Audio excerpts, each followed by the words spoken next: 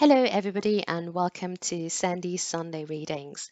I thought I'd get us into the mood for some winter reading, and what better way to do this than with a snippet from a holiday romance?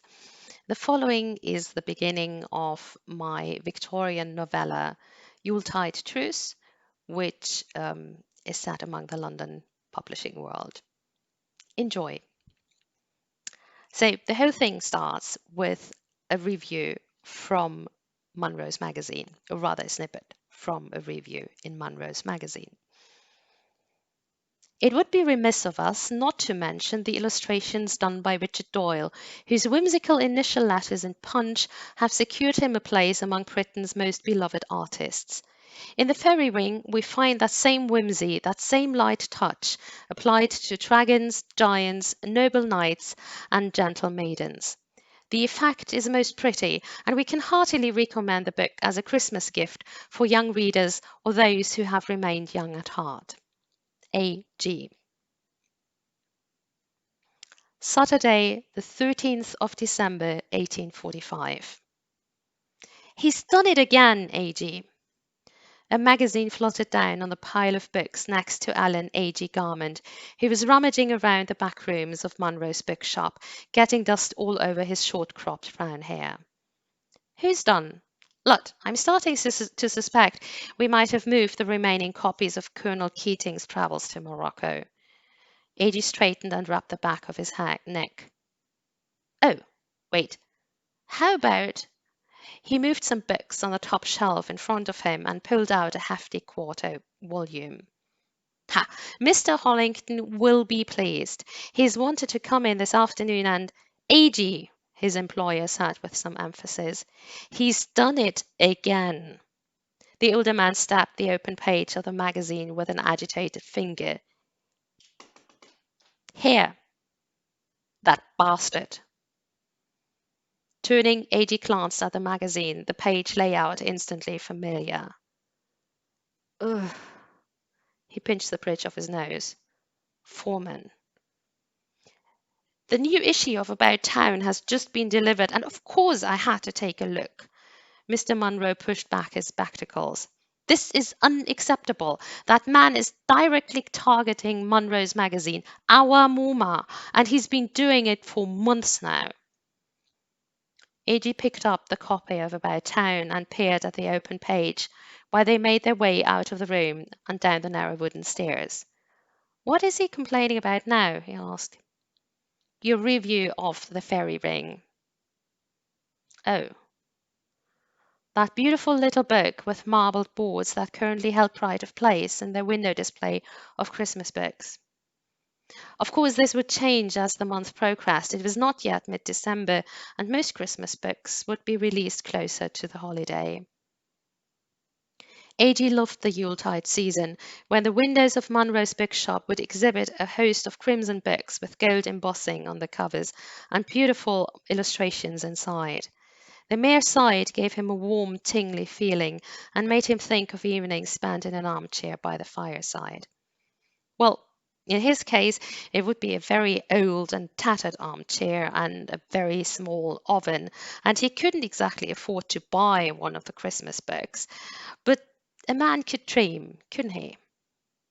Or at least he could until a new issue of About Town was released, and Christopher Foreman packed yet another verbal punch into A.G.'s face. Clever, witty Christopher Foreman, whose writing spoke of a keen intelligence, whose prose sparkled, who could make words sing, and who, for some reason or other, seemed to have formed a dislike for Munro's magazine.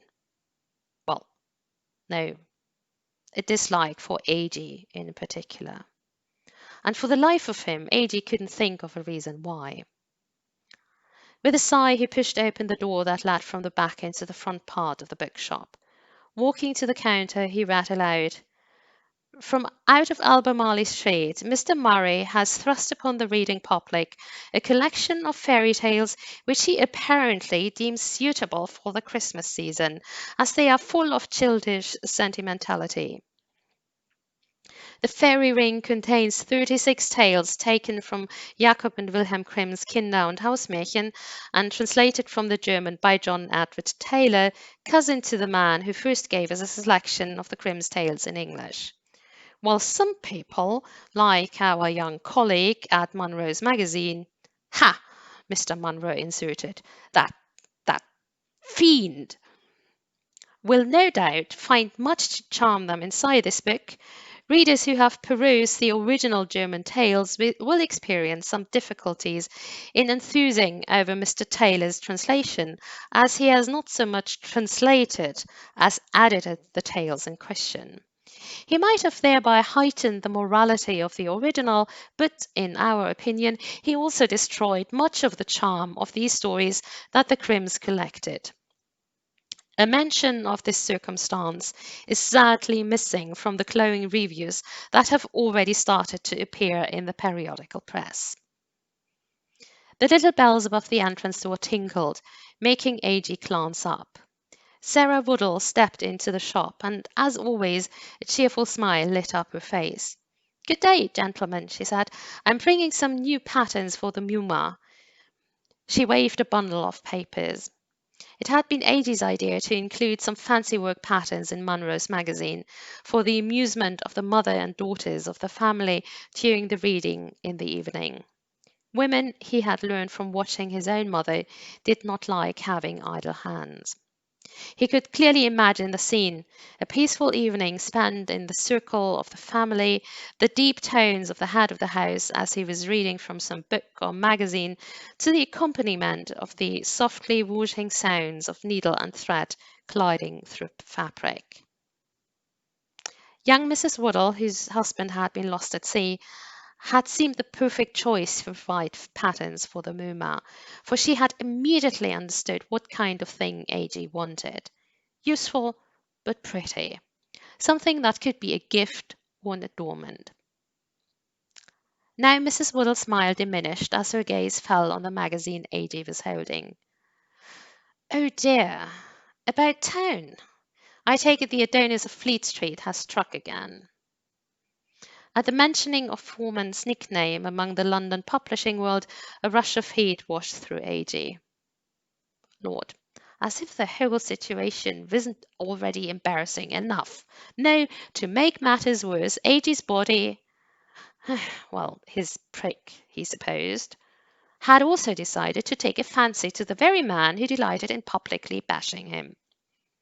Perhaps the attraction he felt wouldn't have been so intense if he hadn't fallen for the man's words before ever laying eyes on him.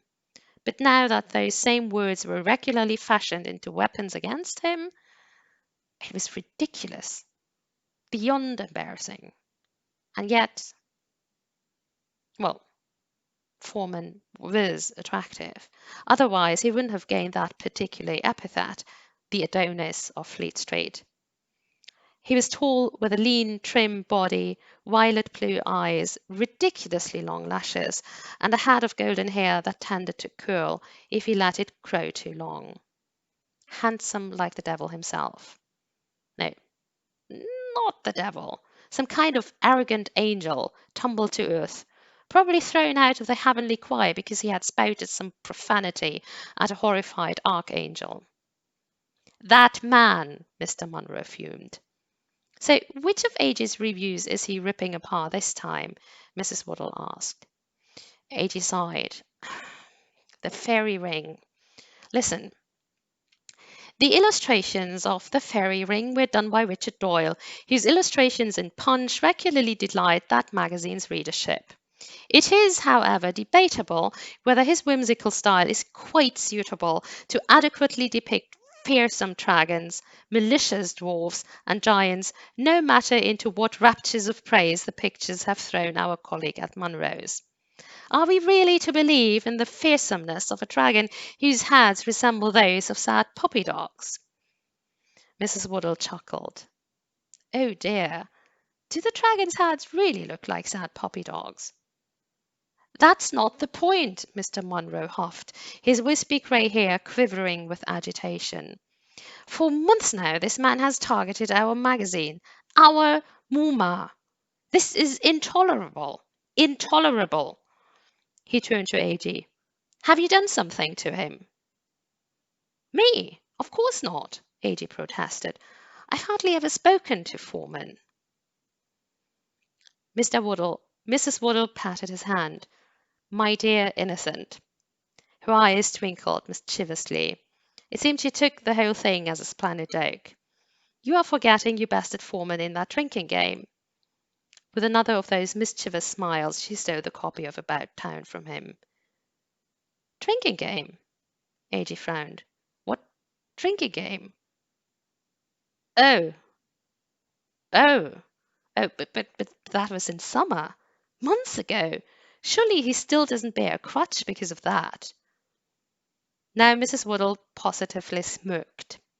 Well, you know our Adonis can't bear to lose, and he's got a tongue and pen like whiplash. And that's it. I hope you enjoyed this little snippet. I'm going to include, if you've liked it and if you like to check out the rest of the story, I will include the links um, in the description. And I'll talk to you soon. Bye.